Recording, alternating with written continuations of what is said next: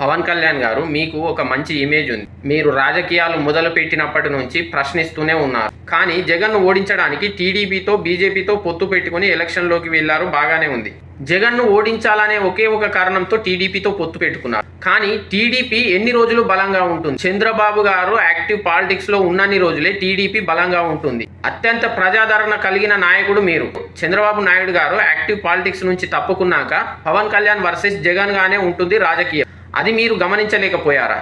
పవన్ కళ్యాణ్ అనే వ్యక్తి లేకపోతే ఆంధ్రప్రదేశ్లో బీజేపీకి మనుగడ లేదు. అలాంటి బీజేపీని తెచ్చి నెత్తిన పెట్టుకున్నారు. ఫ్యూచర్లో జనసేనను బీజేపీలో విలీనం చేసే పరిస్థితి కూడా వస్తుంది. మీరు ఇకనైనా టీడీపీ బీజేపీకి దూరంగా ఉండి ఒంటరిగా పోటీ చేయండి.